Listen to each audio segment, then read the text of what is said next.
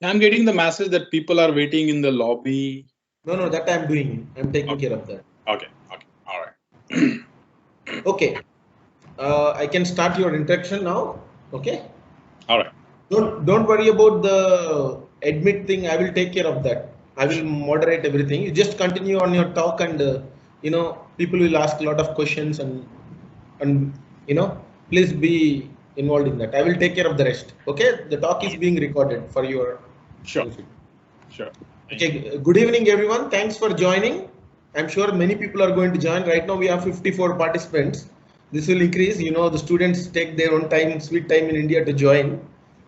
Okay, so Rahul is the first batch of master student from NIPER Hyderabad. Okay, last week Rahul, we have had a few weeks ago we had a talk from Jagrut. I think he's your junior. He's in Novartis and he gave a fantastic talk on market access. Oh, okay. So it's so great that you guys are coming to us and delivering these talks. And particularly I have to praise Rahul because he was self-interested in coming and giving this talk.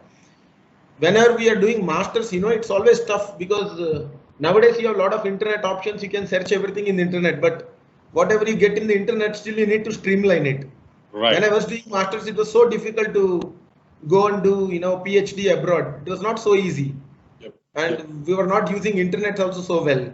At least now you have a alumni who is very much interested in helping you all to make this transition, going from masters to go abroad and study, also work. That's what he says in the title. So Rahul did his PhD in North Dakota State University, and then he continued there. Now is presently as a laboratory director for Lighthouse Lab Services, Holy Springs. So I think he's expert in toxicology. I see you are from regulatory toxicology. Am I correct? From your master's, you are regulatory toxicology background? More of a clinical toxicology. Clinical toxicology. That's good. Okay, so he has a lot of things written in work experience. I will not take more of your time. I'll ask Rahul to explain about himself, and I will give the screen to you. Please go ahead, Rahul. All right. Thank you so much, sir, for the kind introduction. And it's always a pleasure to talk to students, and especially students from the same institution where you used to study.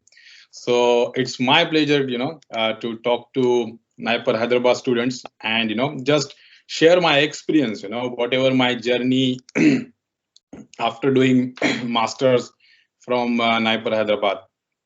And I was lucky that I was from the first batch of NIPER students.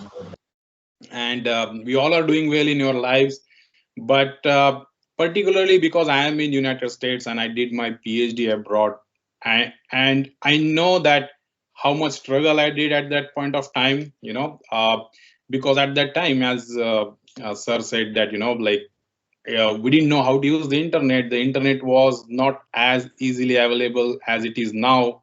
We didn't have smartphones like you guys have right now.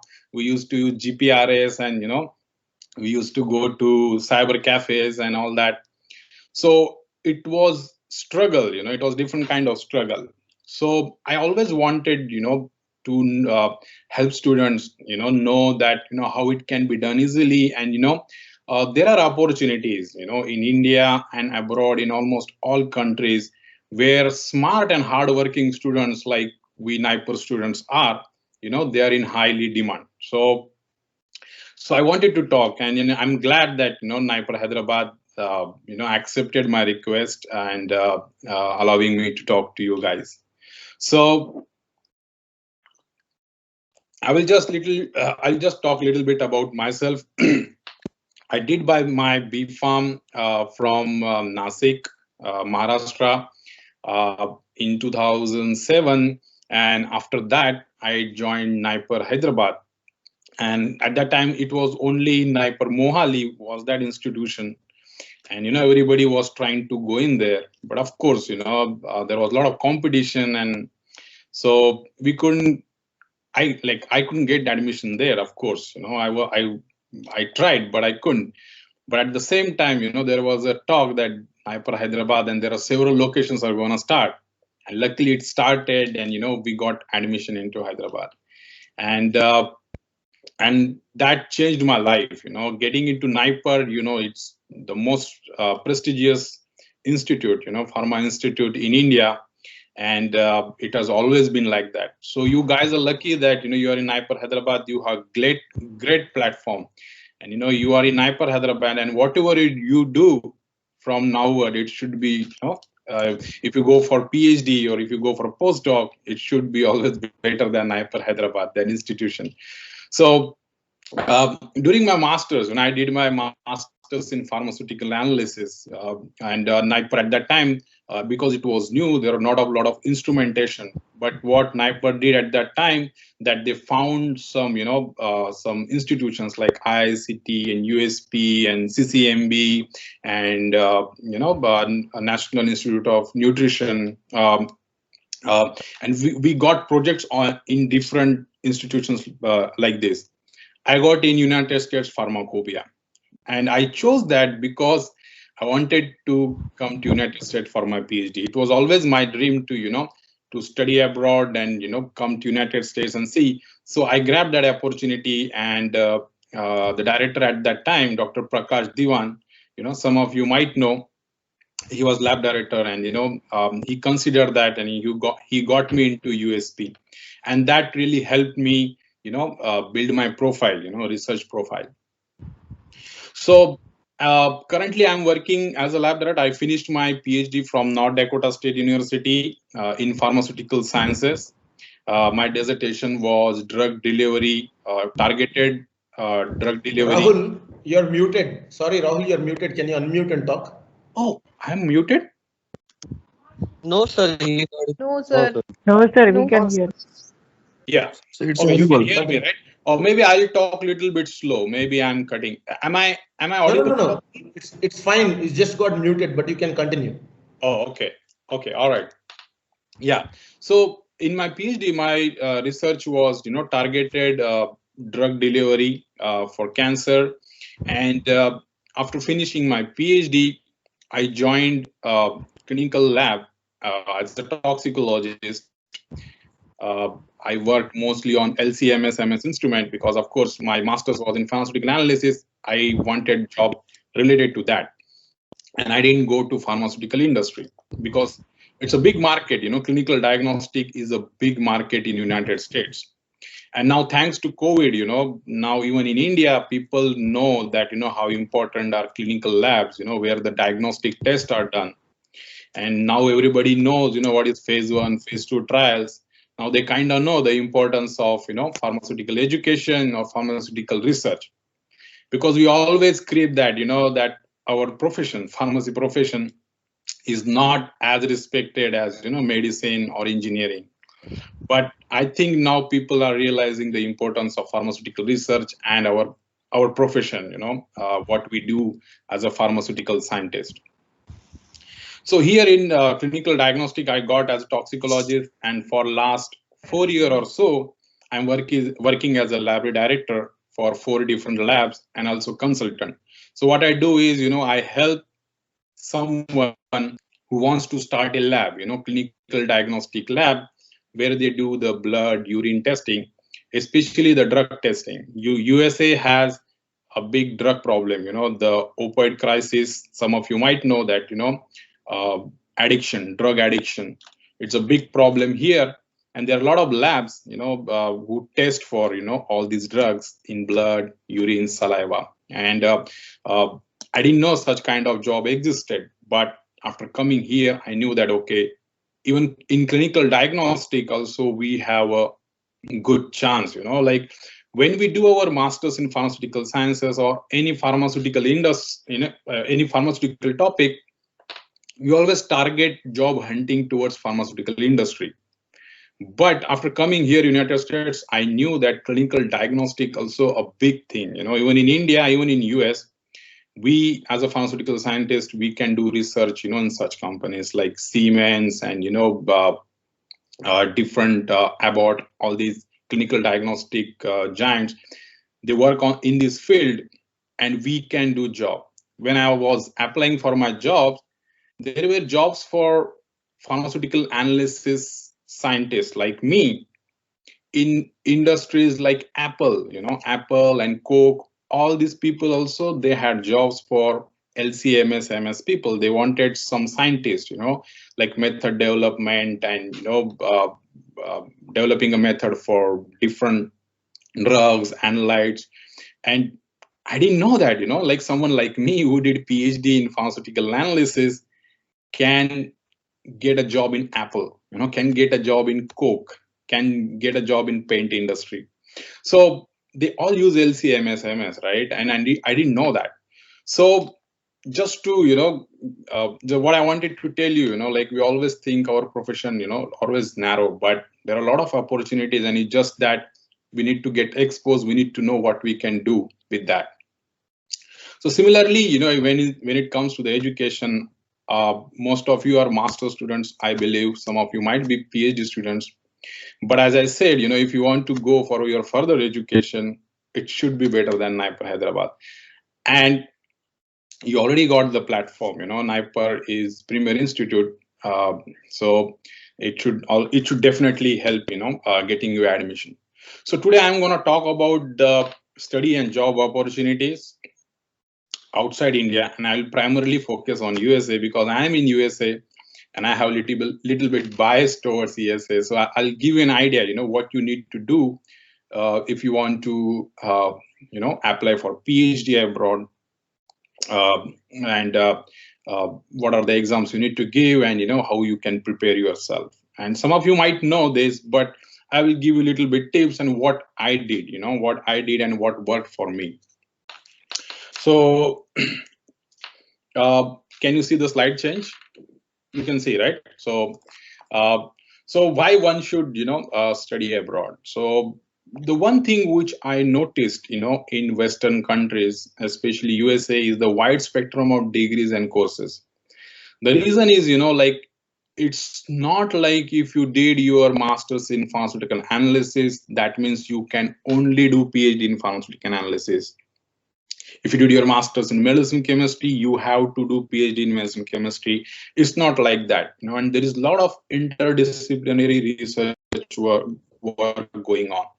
So when I did my PhD, I worked with nursing department, I worked with physical chemistry department, I worked with biochemistry department, I worked with ultrasound, there was ultrasound research lab. I worked with those also.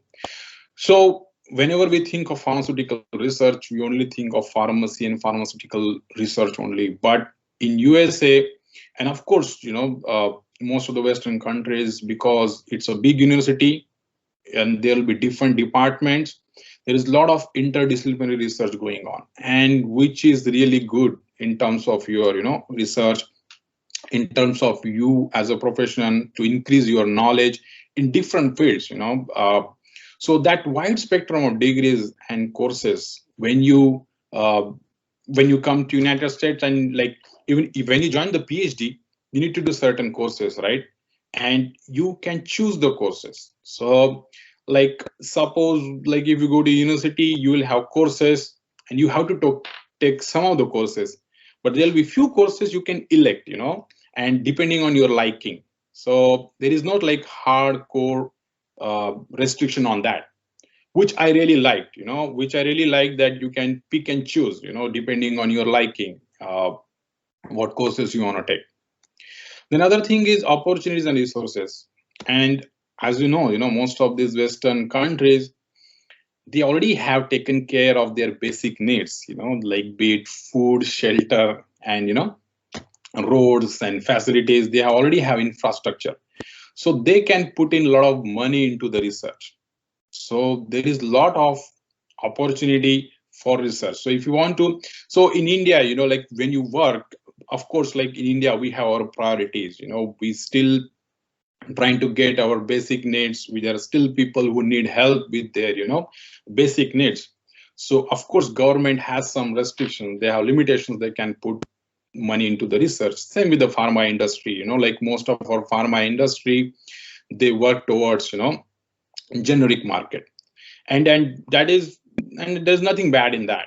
But in US and Western countries, because they have a lot of funding, they have institutes like NIH and NSF, National Institute of Health, National Science Foundation, they get a lot of funding for their research. And because of that, your research goes pretty smooth, and there is no restriction on resources and the opportunities you have as a researcher. And of course, this is good for your academic or your career, your professional career. But at the same time, it also broadens your life experiences as a person also. You get exposed to, different languages, different people, different food, different work culture, different academic culture also. So you not just, get improved professionally or career wise, but at the same time as a person also. That broadens your experiences and that broadens your spectrum of experiences, which is really important. And I feel really lucky about that, because when I studied in North Dakota State University, we had students from all the countries, like we had from China, we had from Japan, India, Pakistan, you name the country, and we had, students from that country. And it's always good and it's always fun to, talk to them about their culture, what, their life back in their country. So it's always fun. And jobs, like when someone thinks of doing job in USA or abroad, they always think of money, like, okay, we'll get more money because there is a dollar to rupee conversion, of course that is an advantage, but at the same time, you get an opportunity. Again, coming back to the same point, opportunity, the kind of work culture and work-life balance, like strictly, because again, these are advanced and developed countries. They don't need to work as hard as developing countries like India. So they strictly work 9 to 5, Monday to Friday, and Saturday to Sunday. Saturday, Sunday is compulsory off, so you can spend time with your family, and you can have your personal life as well. Uh, uh, Again, different countries will have different culture, and that one thing which I like about United States is that their work culture is really good. So why USA? There are a lot of countries you can go to. You can go to Europe, Australia, Canada. There are a lot of countries. Why USA?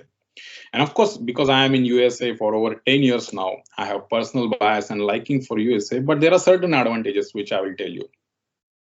And these days, like, some people, they want to migrate, they want to immigrate to different countries. And currently, Canada, Australia, USA are the most, popular among those, because the immigration policy, they give PR, or what do you call it, green card to those smart and intelligent people, which will help their economy, or which they will contribute to their economy. But in terms of advantage of USA over other countries, what I will tell you is, of course, the quality of education, the opportunities, funding, and everything. Of course, USA is one of the top countries in terms of research and in terms of coming up with innovations, new drug molecules, or new drug treatments. But other advantage of coming here for PhD or even masters or anything, you get a work permit. So like in USA, after finishing your degree, you get a work permit. They call it OPT, optional practical training, where you get a work permit. You can work on student visa for 3 years. So suppose if you want to come back to India, right? I mean, you don't want to finish your degree and come back to India right away, right? And again, trying to find a job. So it's always good to finish your degree, work there for 2-3 years, get some good experience, and then maybe move back to India.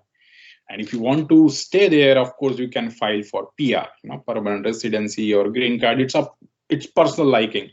But I wanted to tell you that, like, you get a good work experience, not just degree, but at the same time, they make sure that you get some kind of industrial experience before you actually move back to your country or whatever you want to do in your life. So, which I think USA has a great advantage over other countries, where in most of the countries, and again, I'm generalizing, but like in most of the countries, after finishing your degree, you need to find a job first, and then you get a work permit. And depending on your contract, like a year or a year and a half, you get work permit for that period only. Again, you have to find a job and all that. But in USA, it's not like that. In USA, on student visa itself, you can work for 3 years, and you have to find a job and work and get good industry experience. So if you decide you want to go abroad for your PhD, what you need to do? So I would tell you need to do two things.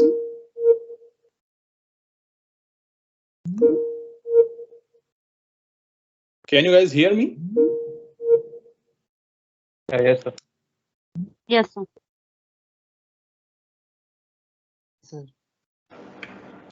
Yes, sir. Go on.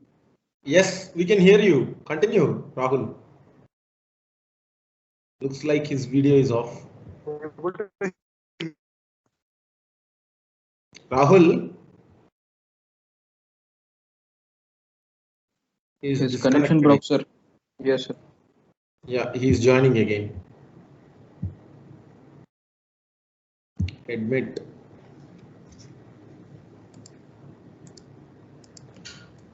Hello? Yeah, Rahul, continue. We can hear you. I think. Share your screen and continue. Yeah, can you see the screen now? Not yet. Yes, it's loading. Yeah, we can see it. Continue. Okay. All right, sorry about that. I don't know what happened. So suppose if you are doing your master's, and you decide that you want to go for PhD, not into industry, and where you want to do your PhD, of course you can do it in NIPER or any other premier institute in India. But suppose if you want to decide you want to go abroad, so what you should be doing, you should primarily focus on two things. The first is improve your English, and second is research profile. English is important, as I said, fortunately or unfortunately, it's the language of the whole world now. Wherever you go, you have to have good English. But at the same time, you have a really good English, and that's going to help you throughout your career.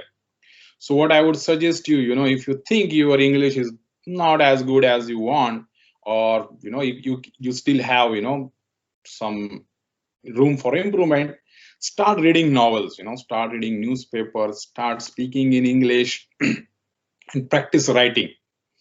And of course, you need to give the exams, which I'll talk about in my next slide. The exams called Gre and Toefl. One of the most important subject in that is English, English as a language. And that's the language based on which they check your your aptitude and whatever you called it, or your intelligence, or how smart you are. So make sure you work on, and language is something which you cannot improve in couple of months. Like if it's a mathematics or some subject, you read a subject and you remember the facts. But English is not like that. Like language is not like that. Language takes time, be it speaking or be it writing. Reading and listening is still okay, but speaking and writing takes time. So you need to put in efforts, So if you want to do better in career, it doesn't matter if you want to come to USA or any other country for your PhD or not. You have to have a good writing and speaking English skill, and there is no option, be it in India or abroad. You have to deal with people who can only speak English, and it's always an advantage. It will always help you. So start working on that. Start reading novels, start reading newspapers. Second is research profile. And when you apply for PhD, one of the most important aspect is your research profile. When someone abroad, professor abroad, when he looks at your CV and he checks your scores, he checks your projects, the most important aspect he will look at is what you did during your masters. Most of you know that you will be having one project in your masters, and you will try to get it published somewhere. Some of you might not be able to, but if you are thinking of, going abroad or doing your PhD, make sure that you do a research where you can do at least a couple of projects. You can get published in respected journals. Those need not to be really high impact journals. If you have, limitations on resources, limitations on time, because of course masters is not PhD, so you have a limited period of time within which you have to come up with some good kind of, research. So try to get couple of research publication in decent publications where it gets, at least indexed in Research Scholar, uh, Google Scholar or PubMed, with, decent impact factor. And review article, uh, people always complain that, okay, they don't have resources, they don't have reagent, they don't have instrument to do their research. But review article, you have access to all the journals, best of the journals in NIPER. So writing a review article, you don't need anything, you just collect, decide a topic, and write a good review article, and talk to your advisor or someone like Rakesh sir, who can help you with editing and help guide you how to write a review article and get that published. And review article always gets a lot of citations. Some of you might not know, like even research papers sometimes don't get citations, but review articles do get a lot of citations. And citations are really important. You will know in your career, if you stay in academics or if you go for PhD, you will know the importance of H index and review citations. So research publication, even it's difficult if you don't have resources. Writing a review article is fairly easy. Again, easy is a relative term, but you can sit on your laptop and you can write a review article and get it published. So try to publish as much as possible, during your 2 years of your masters. And again, try every other thing to build on your profile, to show that you are a good researchers. Like be the conferences, certifications, podia presentations, poster presentations. Get involved in all these things so that your CV looks beefy, like your CV looks really strong. And someone sitting in USA looking at your profile get convinced that you are a good researcher and you can be a good PhD candidate. So work on your research profile, and it's never late to start working on it. Get those publications, sent somewhere. So when you want to apply for PhD in USA or any other country, there are certain exams you need to give. For USA, you have to have 2 exams, GRE and TOEFL. GRE is Graduate Record Examination, and TOEFL is Test of English as a Foreign Language. GRE, some of you might know these exams, but I'll tell you a little bit detail about this. GRE is Graduate Record Examination.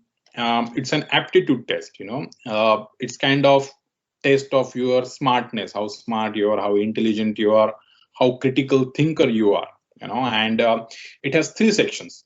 Verbal section, which is nothing but, English. Quantitative, which is mathematics.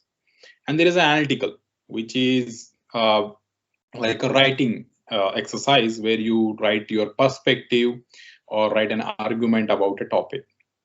And GRE scores are valid for 5 years. So even if you give an exam, you get a good score, you don't have money or whatever family reasons, you cannot apply or you cannot go abroad, you can still use that score for 5 years. And GRE is a tough exam, tough compared to TOEFL. TOEFL is much easier. TOEFL is a test of English as a foreign language. So it's just a proficiency test, your proficiency in English. And it's not a test of your intelligence or smartness or aptitude. They just want to make sure that, when you come to United States or any other country, you can understand English. You can read English, you can understand if you listen to a lecture, you can communicate, you can talk properly, and also you can write. And the score of TOEFL is valid for 2 years. Unlike GRE, which is 5 years, this is valid for only 2 years. But TOEFL is much easier, and there is other exam called IELTS. IELTS, some call it IELTS, and it is mostly accepted in Canada and Australia. But it is similar to TOEFL. It is also a proficiency test. It also has these 4 sections. So GRE and TOEFL, one common thing is English. And that's why in my previous slide, I said, you have to improve your English to score really good. And as I said, right, if you have a good research profile and at the same time you have good GRE and TOEFL score, there is no way your application can get rejected, because you have best of both. But what I would suggest to you, work on your strength. Like most of the time, people tell you, if you read these self-help books, they always say that, work on your weakness, and you can improve you on that. But I always say that, work on your strength. The reason I'm saying is that, I'm really bad at mathematics, and I knew earlier, when I decided I don't want to do engineering after my 12th, I wanted to become either doctor or any other field, healthcare related field. And I decided to come into pharmacy because my mathematics was bad. So mathematics and English, I know that even if I work really hard, I might not be able to improve my mathematics, but what I can improve is English. So I worked on my English a lot. I used to read a lot of novels.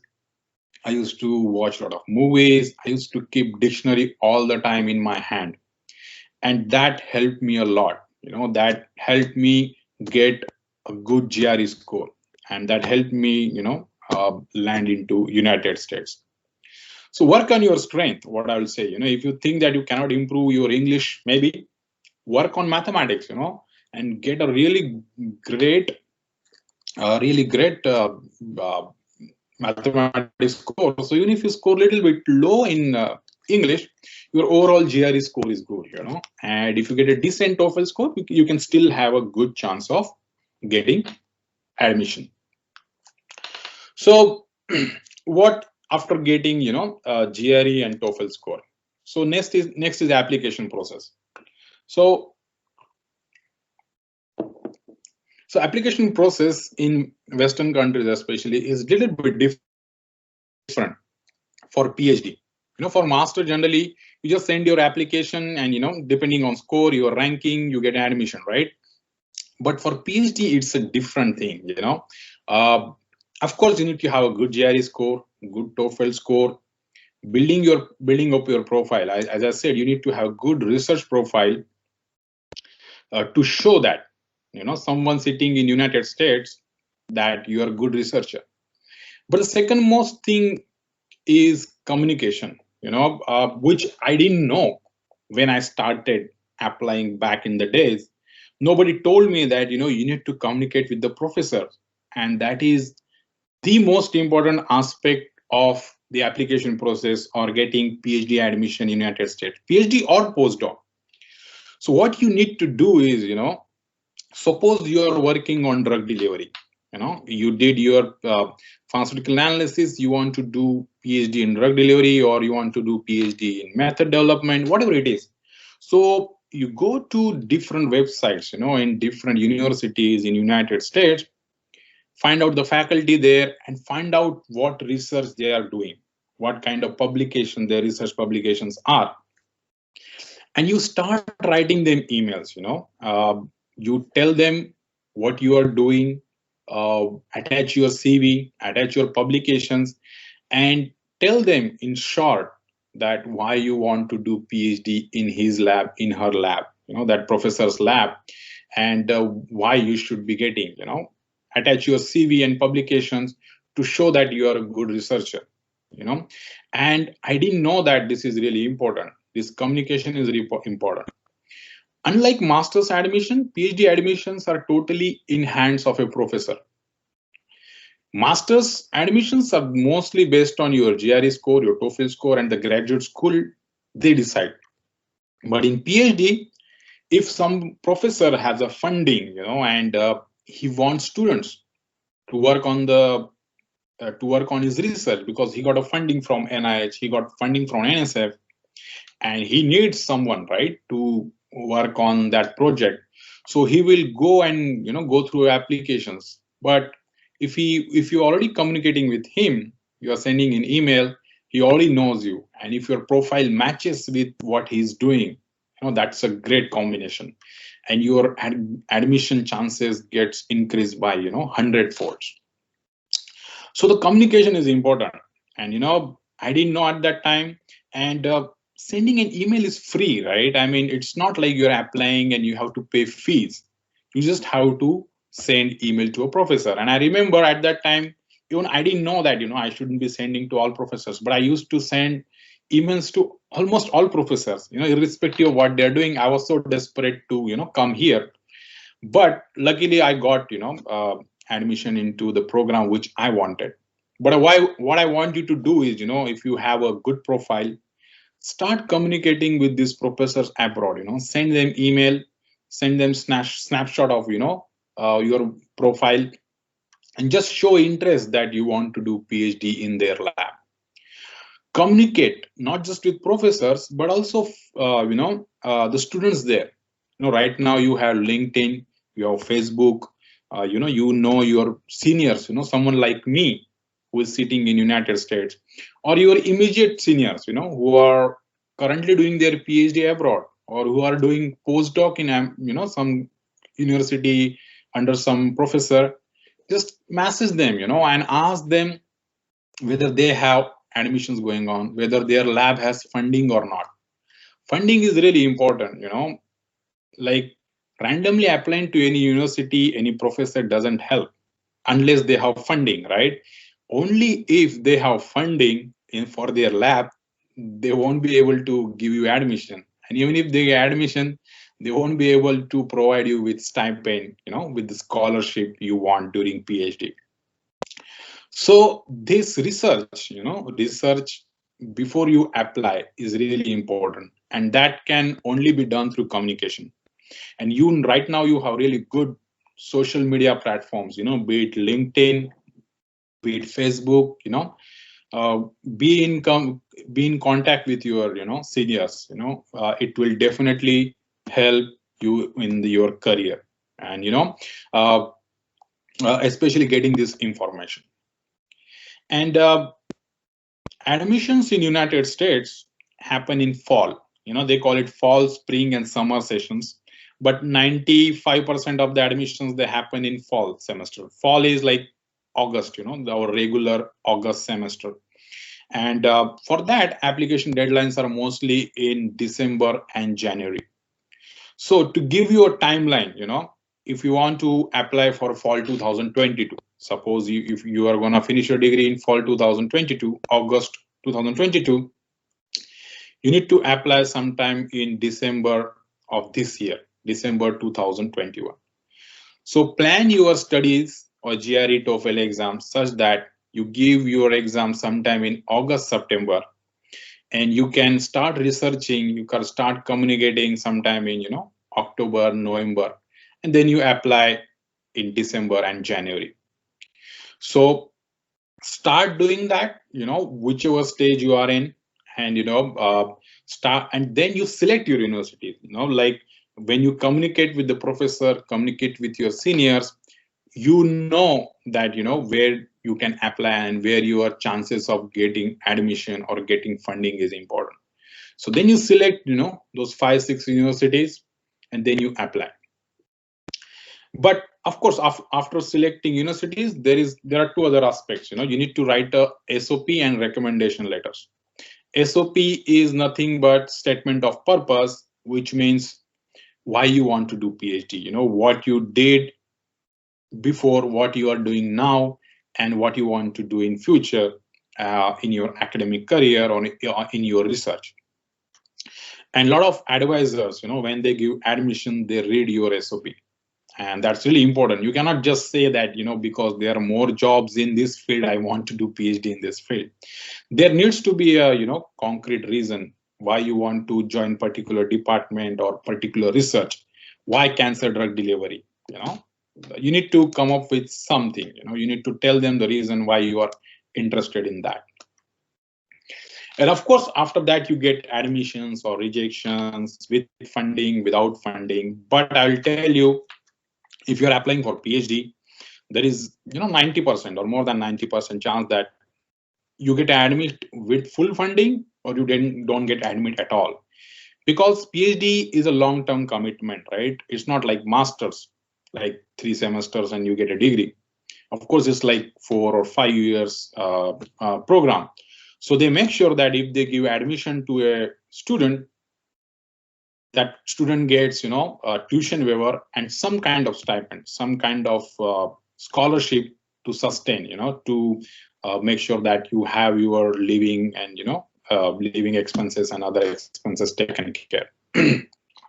And of course, there is a visa process. But if you get admission in a good state university means like a government university or public university here, you should not have any problem. Like most of the people they are afraid of visa process. But if you have funding, if you have a good university, good GRE score, you don't have to worry at all. Your visa will not get rejected.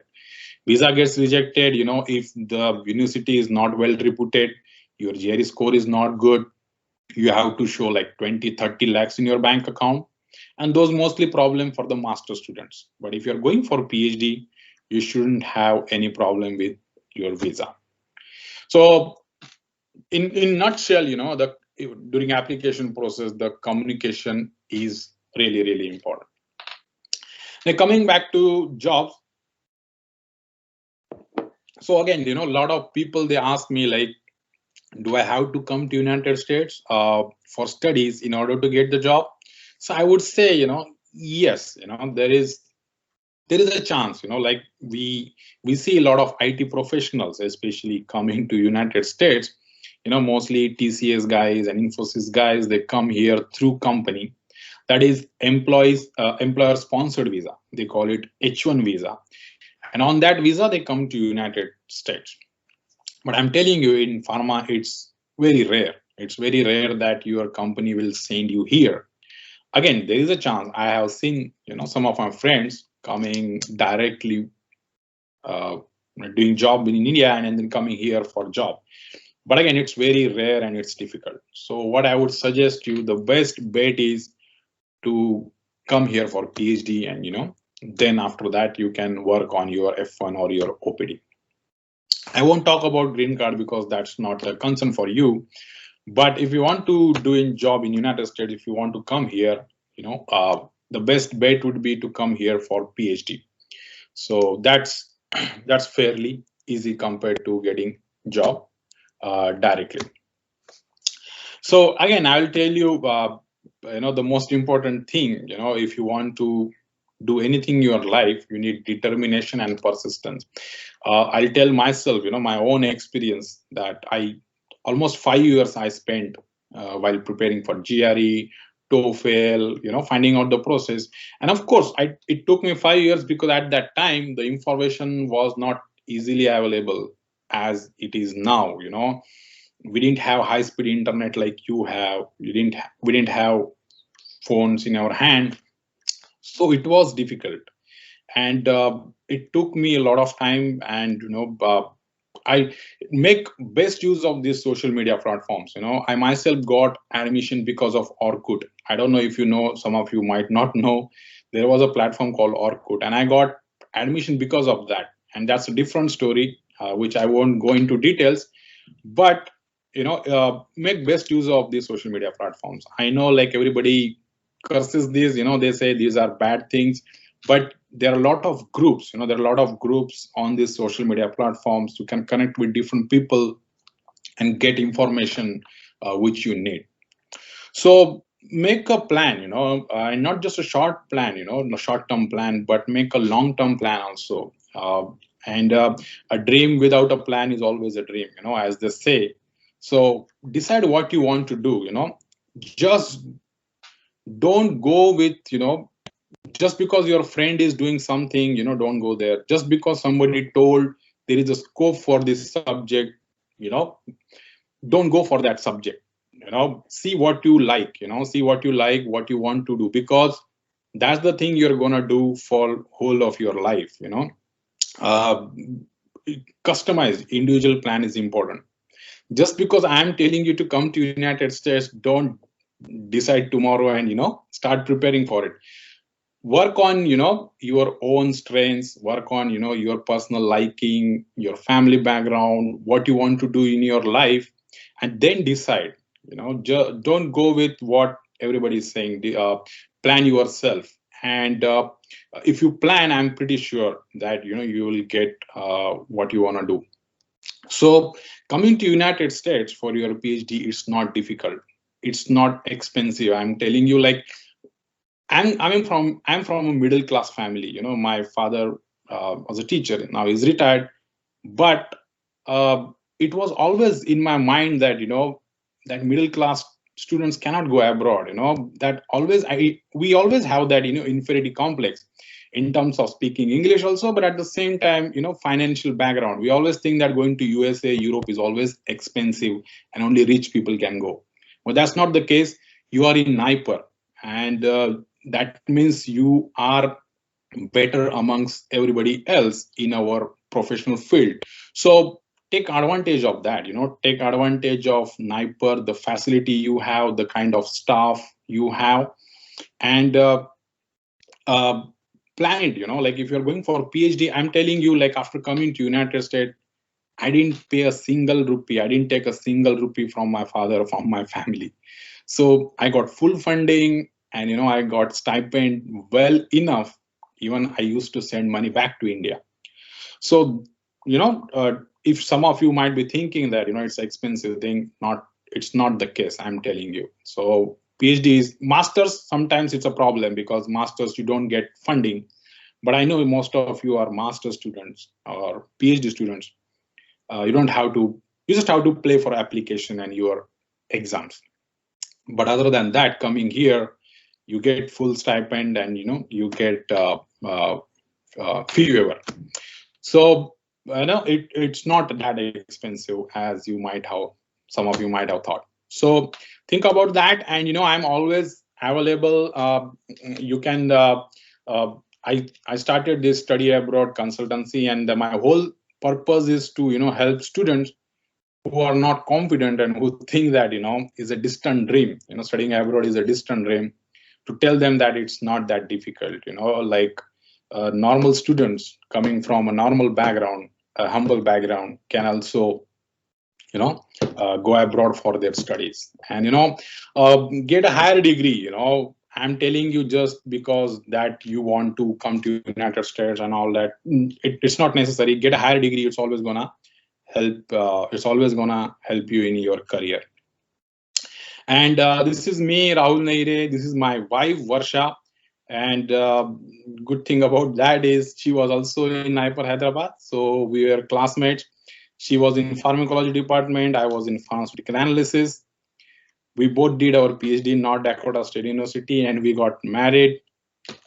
She's also here now as a lab director. She works in molecular diagnostics, molecular genetics, and she's also lab director.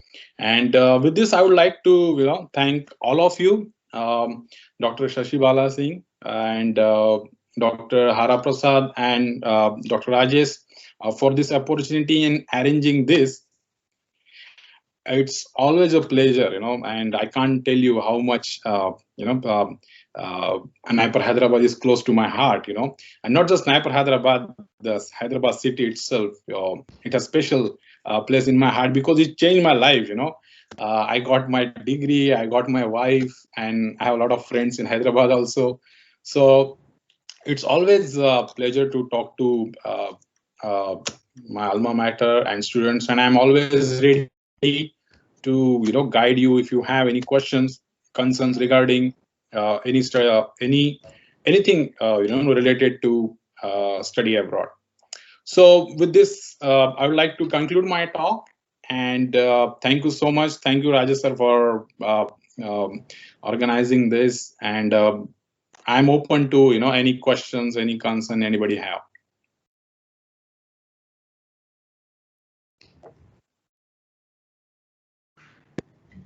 Rahul, thanks for the nice, excellent talk. Okay, it was very smooth and very, point by point. I wish I was listening to somebody like you, 12 years ago.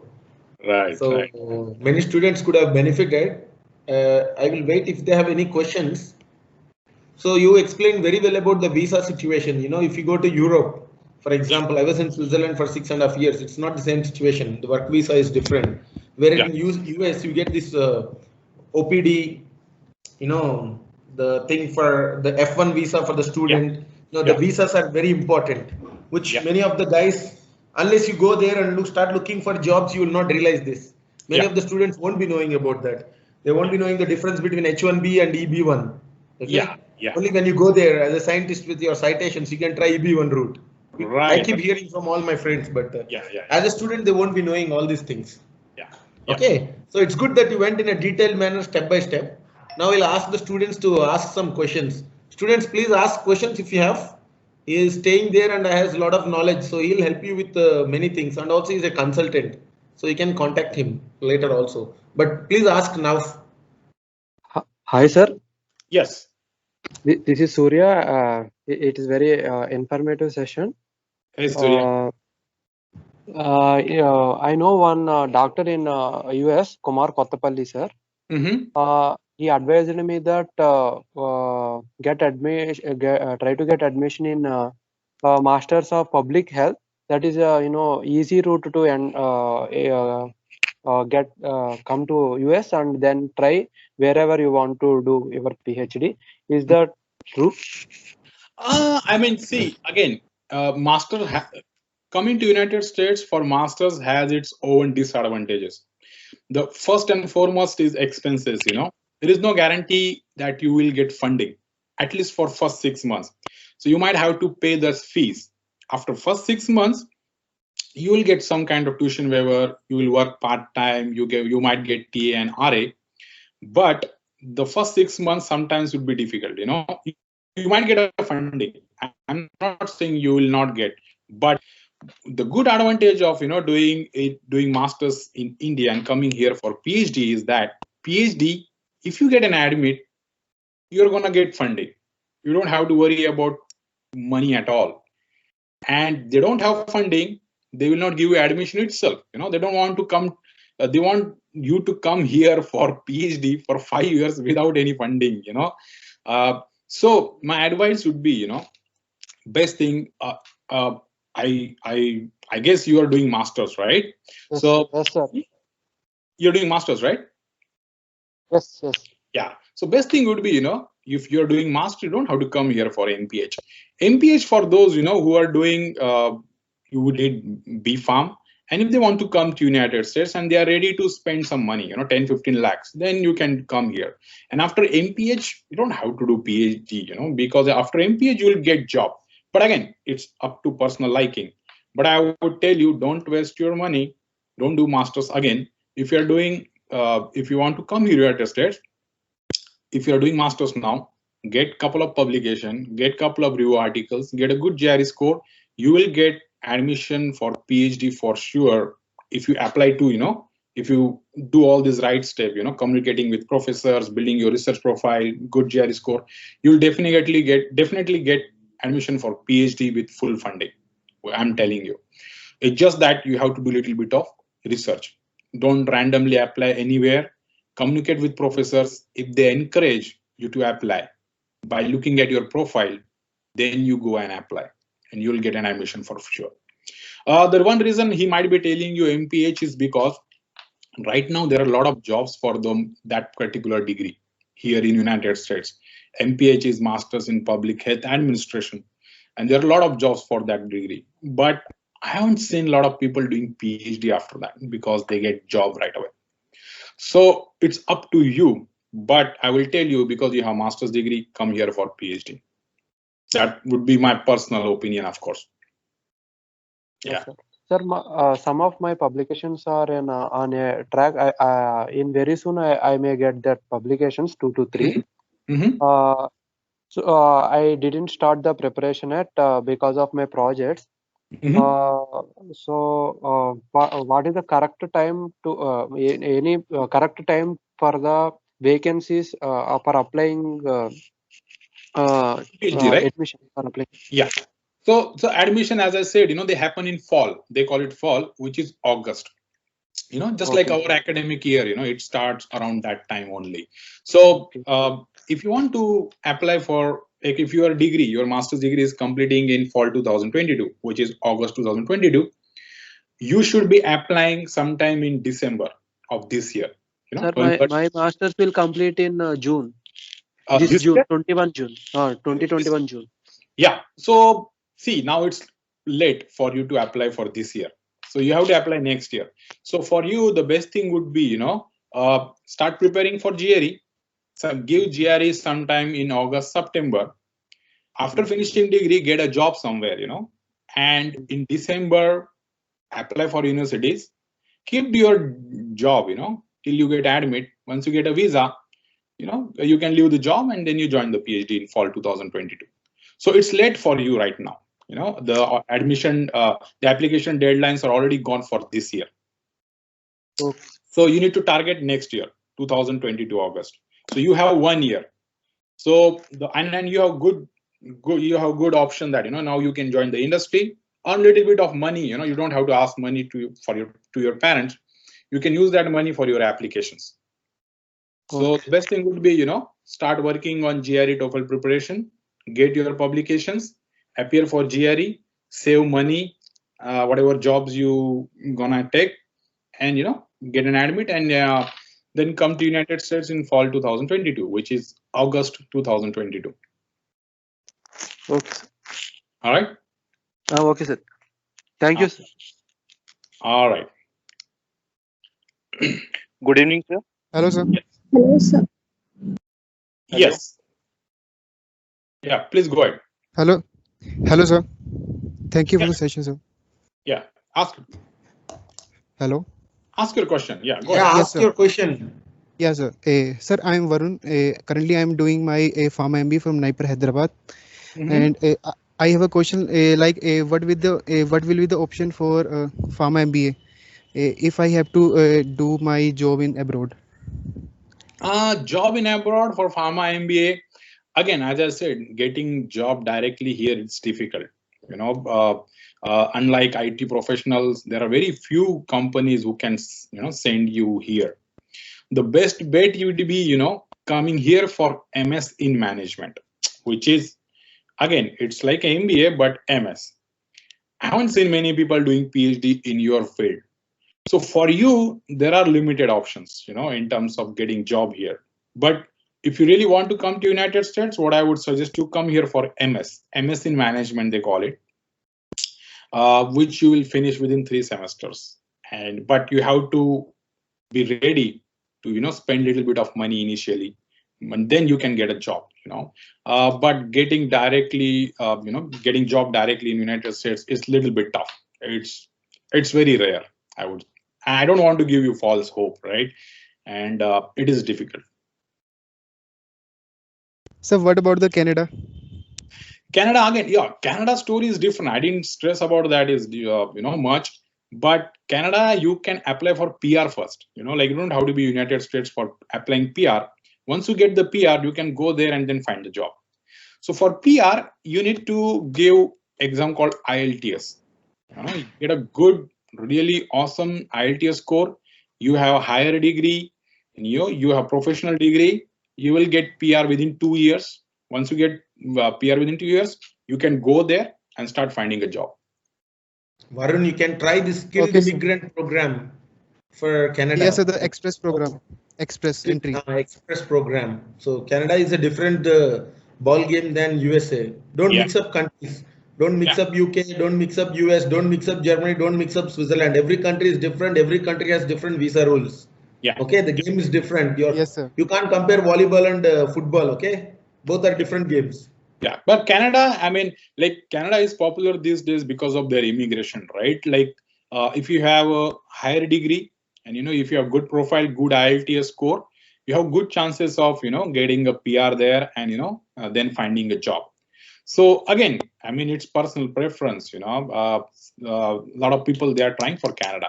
So if you want to try, definitely go for it. Yes, sir. Thank you, sir. Who else? Good evening, sir. There's one more question from Tentu Priya. Good evening, sir. Thank you for informative session. Can you please add some inputs about PhD in UK, like exams and scope there? Would you like to speak on this? Yes. So UK, I mean, see, compared to USA, Europe is a different ball game. Like they don't ask for GRE, but they ask for IELTS or some kind of English proficiency exam. And there also it's a similar kind of thing where you have to communicate with the professor. You communicate with the professor and convince them, and sometimes they interview you. They will interview, and if they find that you are knowledgeable and you will be good resource for them, they will give you an admit.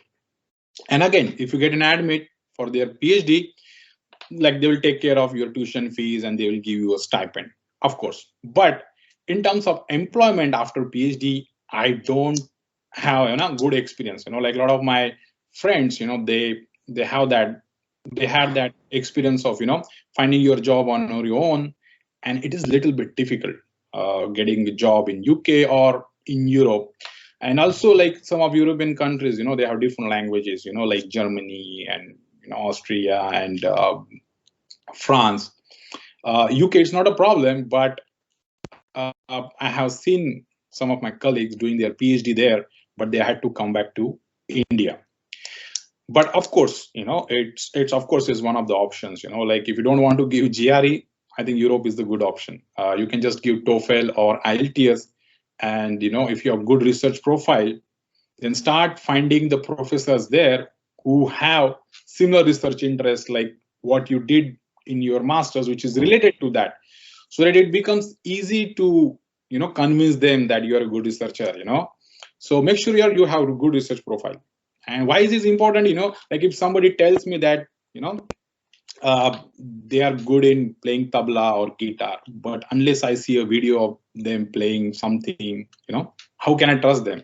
It's similar kind of stuff. So get your publications in the field you like, review articles, whatever it is, and then start communicating with the professors. But yes, UK is also option. But about employment after PhD, I'm not sure. So try to communicate with students there and see what their experience. Like whatever my colleagues, my friends, they didn't have like a good experience, much good experience after PhD. Yeah. Anybody else? Yeah. They have two more questions. Rahul, I think Shruti and Nathani wants to ask question. One of you go ahead, Shruti.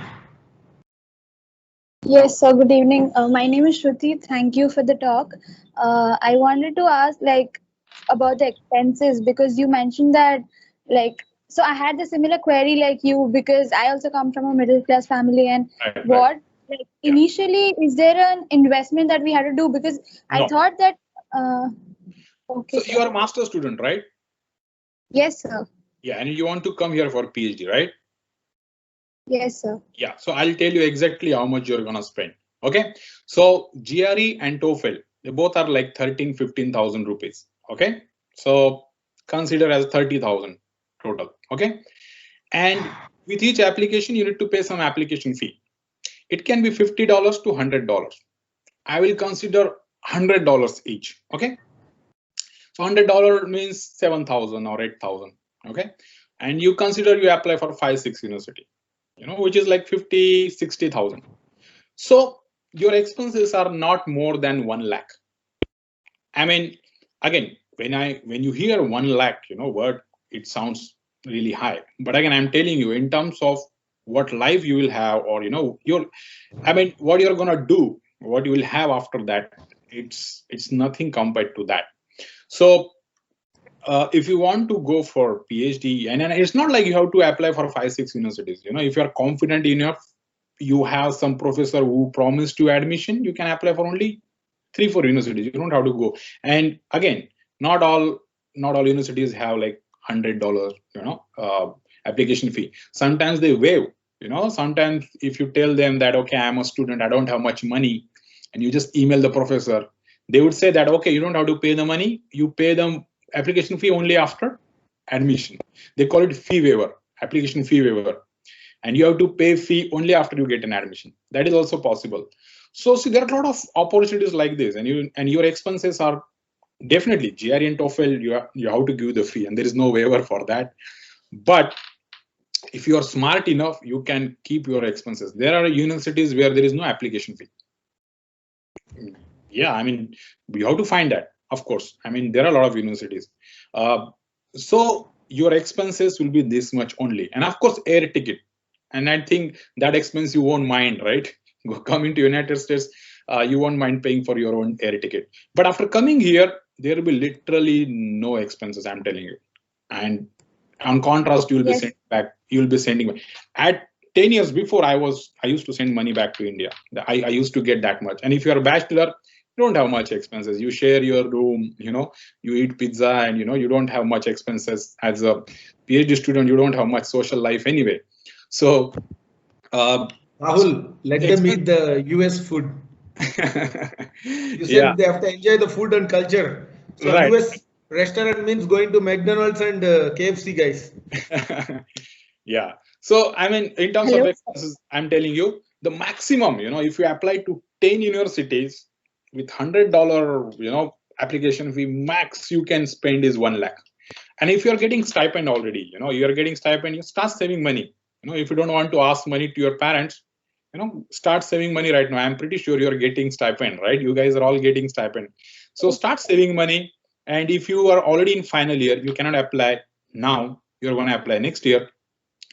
Join somewhere, get a job, and during this 1 year, save money for yourself. Use that for application, and then come here. Yes, sorry. I'm actually a first year student, and one more thing was that like initially the confusion I had was that we have to pay the semester fees and then we'll get a stipend. So initially, okay. That's for masters. That's for masters. See, masters commitment is less, so you're not going to get funding. PhD is commitment for 4 years or 5 years, depending on your advisor and university and how good you are at your research.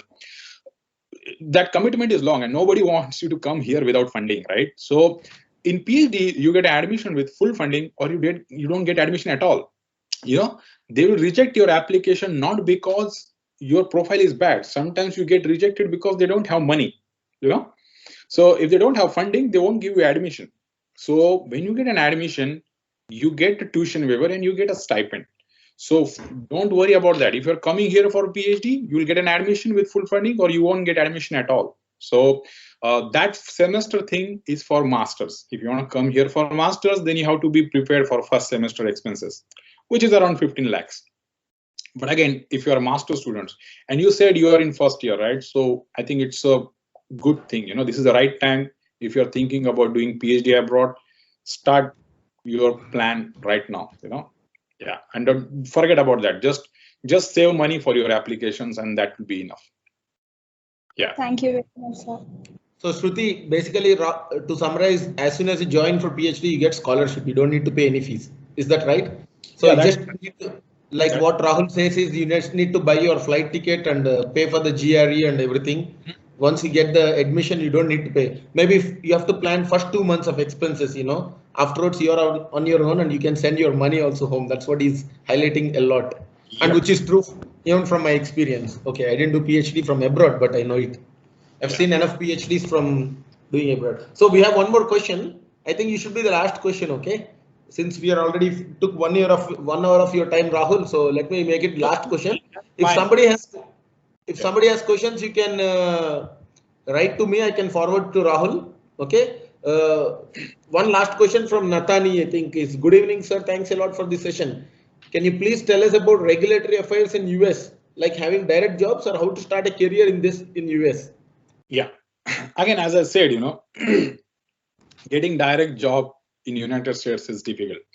Unless you work for a company, multinational company in India, and they have something going on here, and they want someone and you happen to be that person, which is really, really rare. It's you have to be really, really lucky for that. So I don't want you to keep your hopes on that. If you want to come here to United States, you either come here for masters or for PhD. Even if it's regulatory affairs, it has a good scope here. There are a lot of jobs in regulatory affairs in United States, and those are highly paid jobs. So come here for PhD, and you will have a really good job after PhD. So getting direct job is difficult. Unfortunately, it's not the case. Unlike IT professionals, like all of us, we have some friends or some relative who work in some IT company, and they go to USA, and we think that it's very easy. But again, it's for that particular field which is possible, not for pharma, not yet. We still have to come here for your education, and then get a job. Yeah. Students, one more last question if you have it. Otherwise, please direct your questions to me. Yeah. Or I'm on LinkedIn also. You can add me on LinkedIn. You can ask me question there. You can just search my name, Rahul Nahire, and you can find me there. And Hello. yes. Yeah. Sir. Hey. Yeah, myself, Shreyans. I have a question that how will we be communicating with the professors who are doing the research on the same field as we are interested in? Yeah, so that's the thing. You have to do a research. Like me as a consultant, I do it for the students. But like if you're going on your own, like if you're doing it individually, so what you want to do is you want, like there are lists. There is a website called usanews.com. It has a ranking of all the pharmaceutical universities in United States. What I would suggest you, and they have hyperlinks also. They will take you to the respective departments. You just go to the department and find out what the research going on. Like decide maybe 2-3 universities a day. There are around like 150 universities with pharmacy and pharmaceutical sciences department. And again, don't confuse with pharmacy and pharmaceutical sciences. Okay, pharmacy in United States means dispensing pharmacy, which is actual medical store and dispensing medicines. That is different course. They have PharmD programs and all that. Ours is pharmaceutical sciences. And again, pharmaceutical sciences research not only happens in pharmaceutical department. There will be maybe medicinal chemistry department. There will be just chemistry department, and they might be doing some pharmaceutical research. So your job is to decide every day 2 universities or 3 universities. Just go to their respective department, find out the faculties, and see what they're doing. They are working on a particular receptor or particular drug or drug delivery or QCBD, whatever that research is. You just find out and see if there is someone who is working on that. Google, you have Google, make the best use of that. And if you have your senior, somebody working there, talk to them. So best thing would be going to the university, finding out that faculty's profile and see what they're doing or what their recent publications are about. Go to their research. So you have to do research. Again, I'm telling you, randomly applying for PhD doesn't work. Masters, it might work, but for PhD, you need to do some research, like at least for a few months, so that you can find out at least 5-6 universities where you have good chances, where research of your interest is going on. You have good chances of admission, and it's well funded, so that you get a funding when you apply for PhD and your application doesn't get rejected. So best thing would be that. Did I answer your question? Yeah. Yeah. Yes, sir. But I have another. Meanwhile, I find a better university and I have a point of interest in the research. Then how I share my profile and my works based on what I am doing in my academics and research purpose. Yeah, how will I share to so the draft an email, draft like an email template in which you write what you are doing. You are from NIPER, you have these publications, and why you want to join his professor or why you are interested in his research or in that professor's research. Just write 4 or 5 sentences and attach your CV, make sure your CV looks good, and then attach your publications if you have. And don't write like a whole, like paragraph. Just write 4 or 5 emails. Just give them, an idea of your profile, why you are a good student or a good researcher. And send email sometime this time, in the evening, your evening time, so that when professor sitting in United States comes into the office in the morning, when he opens his inbox, the first email he sees is email from someone like you. And it's likely that, when you come in the office morning and he's drinking his coffee, he's more likely to read your email because he has some time in the morning, right? Don't send email like late in the night so that your email goes way at the bottom, because he will receiving a lot of emails after that. Yours at the bottom. And by the time he reaches your email, he lost interest. He has some meeting or something like that. So send email sometime in the evening, your evening, their morning, so that your email gets read. There are better chances of that person reading your email, that professor reading your email. Write 4 or 5 sentences, give them gist of why you are interested in his lab. And if your research profile is good, they will encourage you to apply. And when they encourage you to apply, then you apply to that university. When you apply, let them know that, okay, professor, in the same email thread that you encourage me apply, I'm applying, my application is complete, please consider it. Follow up on that, so that guy remembers, okay, Rahul Nahire, when he sees application, okay, Rahul Nahire and he emailed me, he looks like good. So when he looks at different applications, your application will stand out, because the other 4 or 5 students, they might not have emailed that professor, so that helps, or that increases your chances of getting admission. Yeah. Yeah. Well, how could I use the link, or can I use the LinkedIn profile? Yeah. So what you can do is, you can make your signature. There are a lot of signature templates available online. There you can hyperlink your LinkedIn profile, your Google Scholar link, so that that he can just click on that, and it can take him to your LinkedIn profile. But make sure that your LinkedIn profile is well updated and well written, so that if he reads that LinkedIn profile, he gets to know about you as a researcher. Make sure there are no spelling mistakes, and write a description of your project, your publication, write abstract, whatever skills you have, be it LCMS or any analytical technique or anything. Write that really good. Make sure that you have a good impression on that professor.